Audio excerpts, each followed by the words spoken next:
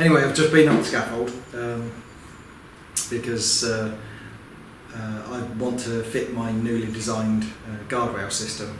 The system that I initially designed was a nice idea. It moved up and down with the platform, and you didn't have to take it out. You just slide it down, lower the platform, slide it down, and it would be able to just put the scaffold away like this. Unfortunately, I can't move the platform up and down easily, so that had to go. What I've actually come up with, I'm really chuffed with. It's actually, I think, a better system overall, and you can completely dismantle it at the end of the night. But what it does require is an additional rail, a little higher up. And basically, I'm just going to drill a couple of holes in rails and just bolt a vertical guardrail piece to it, and it will just be attached with 10mm bolts with wing nuts on the end. So at the end of the day, I just undo the nuts, take the guardrail system off and slide it up the corner, and it's all done and dusted. Really simple system, and I can't believe I didn't think of it before. Anyway, so as you can see, I've cut the notches and I discovered a slight flaw in the scaffold, and that was with the hatch. And I put the hatch in place in order to work up the scaffold, and I forgot this, a hole to stick my finger through to lift the hatch back up again. So yes, I had a hatch that I couldn't get out, and I was like, oh my god, how am I going to get down off the scaffold? And I was about to call the wife, and I realised then I could just about get my little fingers in the drill holes that I used for starting the hatch. Saved me some embarrassment. Anyway, I'm going to get back up the scaffold now, put the hatch in place with the new hole, and screw this rail, this top rung into place.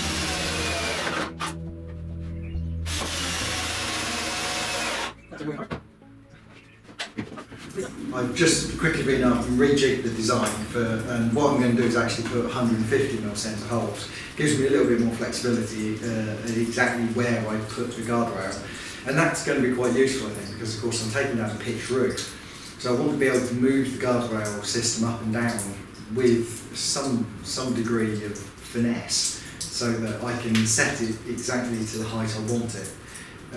Unlike most of the other bits of this system, these vertical uprights actually need to be fairly accurately the same. Basically because I don't want to have to be hunting around looking for the correct upright to fit in the correct corner of the scaffold. This has got to be put on and taken off on a fairly regular basis, so I want the parts to be interchangeable, and if they're going to be interchangeable, they have to be the same size. Yeah. But anyway, to ensure that they are accurately the same, well, that's unfortunate. Yeah, so I'm going to gang cut these. They're supposed to be a metre. Of course, it doesn't really matter that they're exactly a metre. What matters is that they're all the same, and the bottom is the same on every single one. So, when I say this is the bottom, I measure from here up on every single piece. So actually, probably what I'll do is, let's avoid cock-ups. What I'll probably do is cut these to length, and then I'll measure, because this edge is pretty nice and straight, I'll measure up and actually drop my lines across for where I want the holes. And measuring exactly 150mm centres, and that's before I take the clamps off. And then when I drill it, I should have, they should all be exactly the same. Well, that's the plan, isn't it?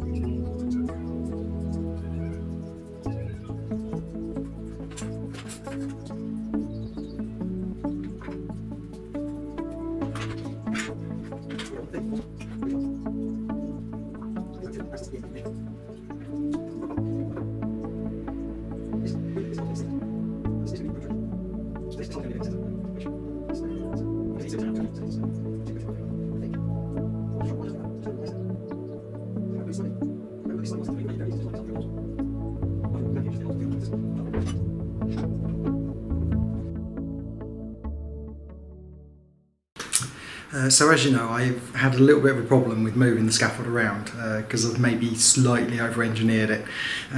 What I came up with was this dolly trolley thing that I could just chock up, put the scaffold on wheels and roll it around. Now that's worked really well, but the trouble was I had to keep lifting up the end of the scaffold in order for the wife to stick a couple of chocks under there, so that I could, you know, actually get it up on its wheels. And that wasn't gonna last. Either my back was gonna go, or the wife wouldn't be available, or I don't know. There was a million things, but there was no way I was going to keep lifting this scaffold up. It's just too heavy. So essentially, the solution comprises nothing more than that red bottle jack and the beam just to the left of it that's clamped around the rail, and around this corresponding rail on the other side. Right then, so here's how the solution works. First, put the bottle jack down on the dolly, and I've put a centre line on the dolly so I know the jack is fairly well centred. It doesn't have to be enormously accurate, you're just roughly in the centre so that you're distributing the load. And then you slide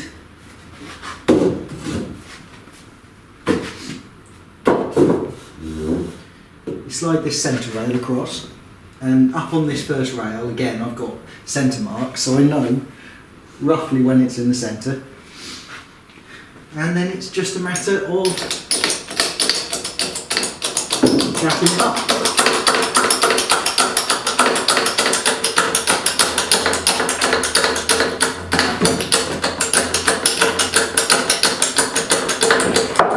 And once it's up high enough, slide them in. Take the handle out of the jack,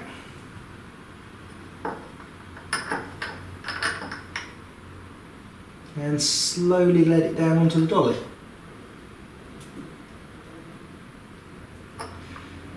Okay, so that's now this end of the scaffold up on the dolly. What I've done is left just here about an additional centimetre of play in this frame, and the reason for that is so that I can just then push down on there, and that means the jack is completely free to come out. If you didn't have that gap, then there's a danger when you lower it down, you'll trap the jack under there. I mean, it wouldn't be completely trapped, and you'd have to get your fingers up under there and push the piston down yourself, but that's a bit awkward, so I thought if I leave a little gap there I can just push on the top of the piston and it's easily free to come out. The putting it down onto its feet is just the reverse process. So just jack it up to free the wedges, or free the chocks, and let it down slowly. Well, you don't know how to let it down particularly slowly. Yeah.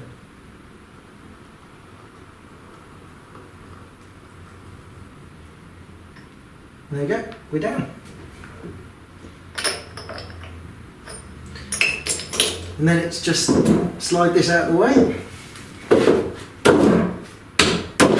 Yeah, I cut it slightly too short, so it tends to jam a little bit.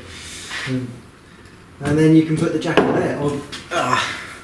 I'll probably make a bracket or something so I can just mount, so I can just place the jack actually on the scaffold. And these chocks, I'm going to fit a handle on here because at the minute there's a danger you'll put your fingers under the chock, and if the jack was to slip, you'd get your fingers trapped between the chock and the dolly, which is obviously not something you want to have happen.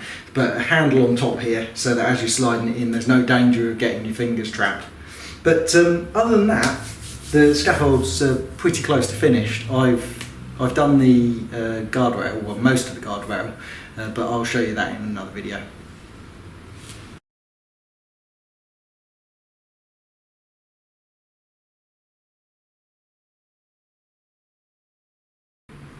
Well, as you can see, the demolition has started.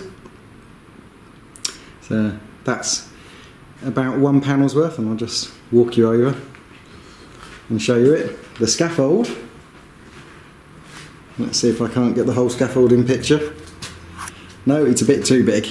I'm right over the other side of the room. But there you go. The scaffold is in. I moved it there from, it was where the pile of rubbish is. I moved it there on my own using the Doozer patented scaffold lifting and movement system. And there you go. I've got the guardrail mostly in now. Got a guardrail on this near side. You'll notice I haven't got the guardrail on the short guardrail on the far side. That's simply because it won't fit in. That beam up there prevents me from sticking the bolts in that would otherwise be used to put the guardrail in place. But you know, at the end of the day, that's not a great issue because that beam is acting just as the guardrail would, so I'm not going to get all stressy about that. If we look up, you'll see I've made a hole in the roof. So I used a sabre saw to cut away the panels, and then I used a breaker bar just to smash my way through the roof. I spoke to a builder about how to do this demolition, and he suggested getting some boards up on the roof and scraping the flat roof off all the felt and tar with a spade, and then and just throwing it over the edge. But I don't think he realised quite how bad the condition of the flat roof was, because I came to the conclusion that if I was to put boards up there, I'd probably come through the roof. You know, the roof timbers would fail and I'd fall on the floor. So that's why I'm tackling this in a rather unorthodox way, of demolishing it from below. But actually looking at the timbers for the flat roof, they're actually in surprisingly good condition. I'll climb up the scaffold in a minute and show you. So I probably could have put boards across, but I couldn't have scraped the felt off. The chipboard underneath the felt is so badly failed. Well, as you can see, it's coming down as just dust. Just nothing more than dust. So as soon as I touch the felt with a spade, the felt and the chipboard would have just fallen down onto the pitched roof. And I really don't know if the pitched roof could have handled the additional load. And I'll show you why in a second. I'll just climb up the scaffold. The scaffold now. As you can see, I'm fairly high. I'm not that high. The scaffold's at about 1.8 metres for the platform. It's so a respectable height, but little more than a platform really. You see guardrails all round, making me quite nice and safe. And here's the flat roof. I don't know how much of that you'll be able to see, but there you go. You can see you've got a big timber here, which I didn't know about before, but I surmised it was there from this nail. And then you've got, I don't know, these support pieces running down onto that timber. So I'm guessing they must have put that timber in after, as part of the flat roof build to spread the load. You can see there the timbers for the flat roof, quite small for a roof of this size, but in remarkably good condition, considering how badly the chipboard has failed.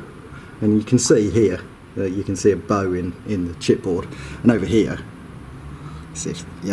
over here you can see the chipboard's completely fallen away. It's all down there. And yeah, it's more daylight over there where it's failed so badly it's fallen in just all on its own. What's down there?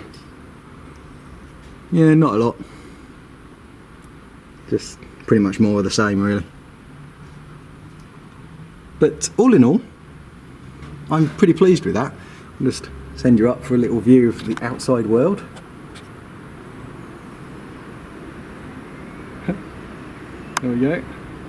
So the scaffold's worked as well as I could possibly have hoped. If anything, unsurprisingly, I've overbuilt it. I'm I'm on one rung down from the highest I can put it on, and I'm already well within reach of the flat roof. It's, I don't know, what's the flat roof? Just up here. You can see I can easily reach it from where I am. I'm not even got my arm out straight, and I can reach it. So I've got another 300mm that I could raise the scaffold.